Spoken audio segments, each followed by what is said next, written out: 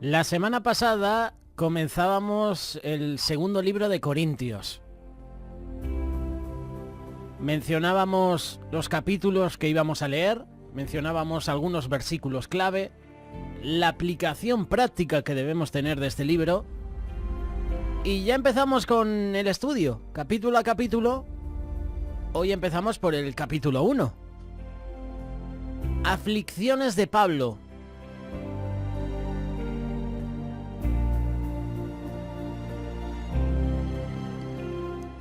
Bendito sea el Dios y Padre de nuestro Señor Jesucristo, Padre de misericordias y Dios de toda consolación. Él nos consuela en todas nuestras tribulaciones, para que podamos también nosotros consolar a los que están en cualquier tribulación. Porque de la manera que abundan en nosotros las aflicciones de Cristo, así abunda también por el mismo Cristo nuestra consolación. Pero si somos atribulados, es para vuestra consolación y para salvación. O si somos consolados, es para vuestra consolación y salvación, la cual se opera en el sufrir en las mismas aflicciones que nosotros también padecemos. Nuestra esperanza respecto de vosotros es firme. Sabemos que así como sois compañeros en las aflicciones, también lo sois en la consolación. Porque, hermanos, no queremos que ignoréis acerca de nuestra tribulación que nos sobrevino en Asia. Fuimos abrumados sobremanera más allá de nuestras fuerzas, de tal modo que aún perdimos la esperanza de conservar la vida.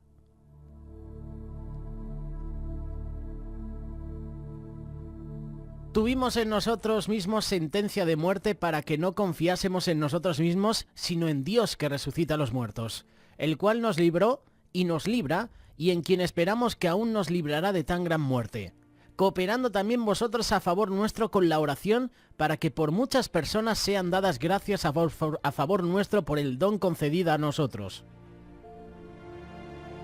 Son los primeros versículos del capítulo 1, Aflicciones de Pablo, del 3 al 11.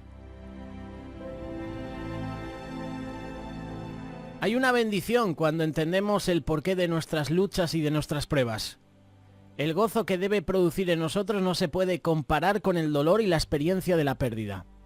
El apóstol Pablo fue un hombre dedicado al servicio del reino de Dios, y él llegó a entender que la gloria de Dios era mayor que sus luchas, y además él se encontró digno de sufrir por la causa de Jesús. Hoy nosotros también debemos de encontrar esa dignidad del sufrir. Como dice Romanos capítulo 8, verso 18, vamos a mencionar las dos traducciones, la Nueva Versión Internacional y la versión actual. De hecho, considero que en nada se comparan los sufrimientos actuales con la gloria que habrá de revelarse en nosotros. Esta es la versión internacional. La Reina Valera nos deja esta traducción. Tengo por cierto que las aflicciones del tiempo presente no son comparables con la gloria venidera que en nosotros ha de manifestarse. Aquí podemos entender que los sufrimientos de Pablo eran del placer, del gozo en el Señor de Dios.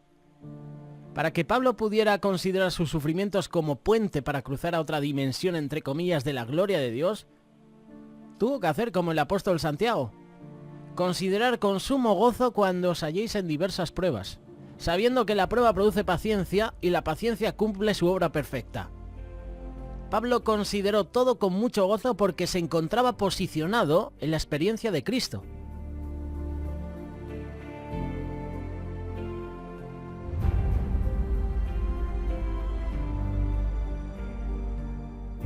Hay cosas a considerar para entender la dignidad del sufrimiento.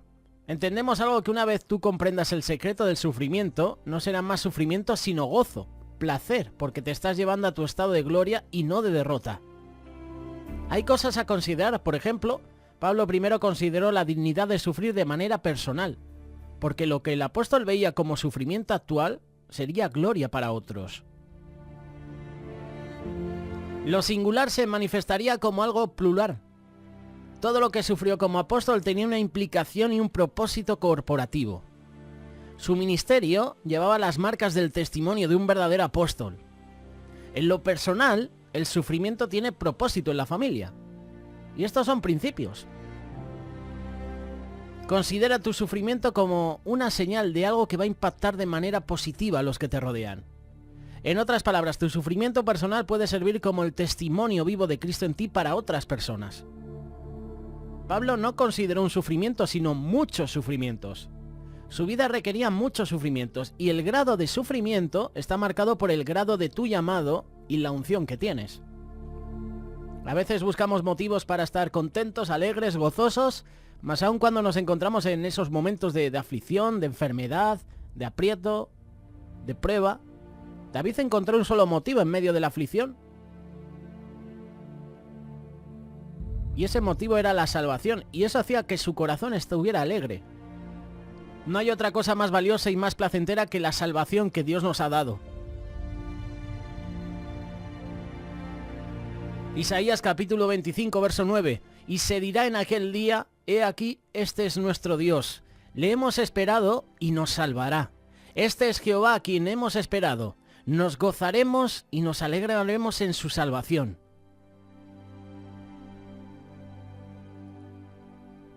Hoy en día el mundo ha provisto de muchos medios por los cuales podemos obtener alegría. Pero no es una alegría que dura para siempre. No es duradera. Tampoco satisface el alma. Solamente la salvación en Cristo produce gozo perdurable. Por eso David pidió a Dios, vuelve el gozo de mi salvación. Y esto lo dijo cuando él había pecado. Si tu alegría es la salvación de Dios, no habrá aflicción que pueda dejarte triste o derrotado.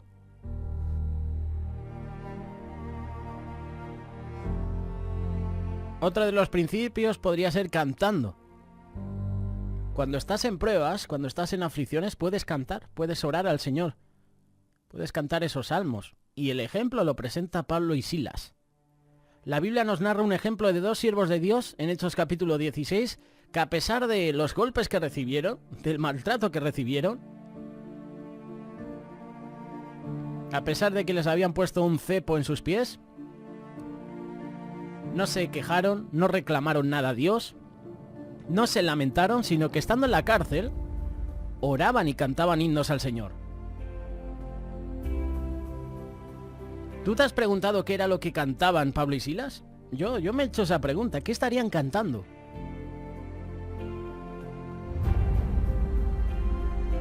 Yo me imagino que le vinieron a la mente todas las cosas buenas que Dios había hecho con ellos. Es como dice Job, cuando vino su esposa y le dijo, ¿aún retienes tu integridad? Maldice a Dios y muérete. Las palabras que empleó Job. ¿Recibiremos de Dios lo bueno y lo malo no lo recibiremos? Y yo me imagino a Pablo y Silas recordando todo lo que el Señor estaba haciendo en su vida y lo que había hecho.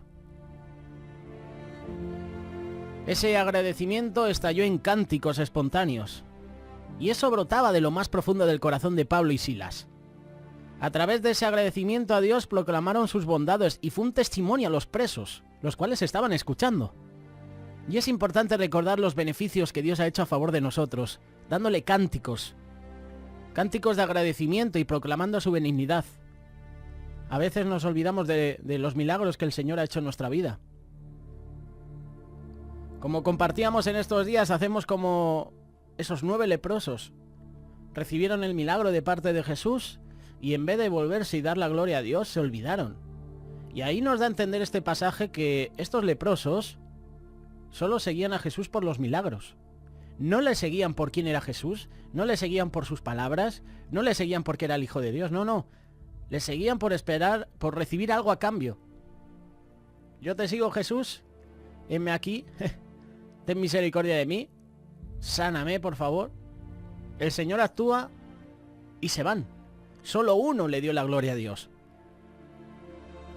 Por eso es importante recordar los beneficios que Dios ha hecho a favor de nosotros, de dónde nos ha sacado el Señor, de la enfermedad de la cual el Señor nos ha sanado.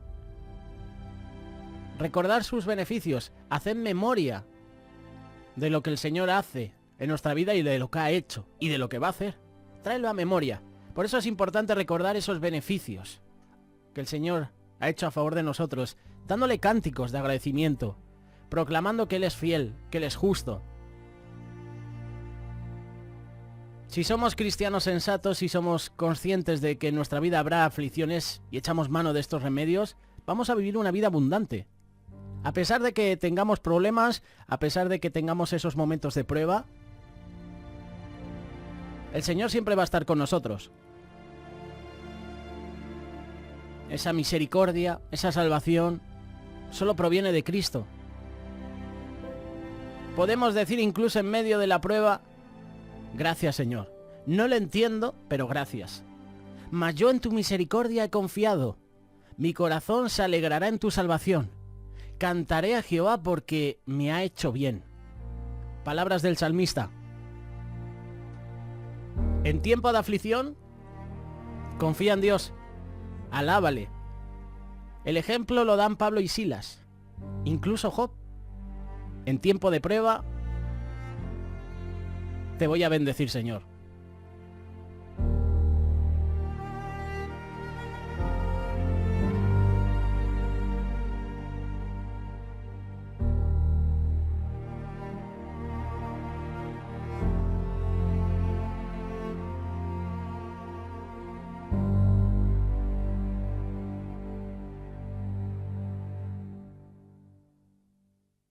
Radio Solidaria, una radio comprometida.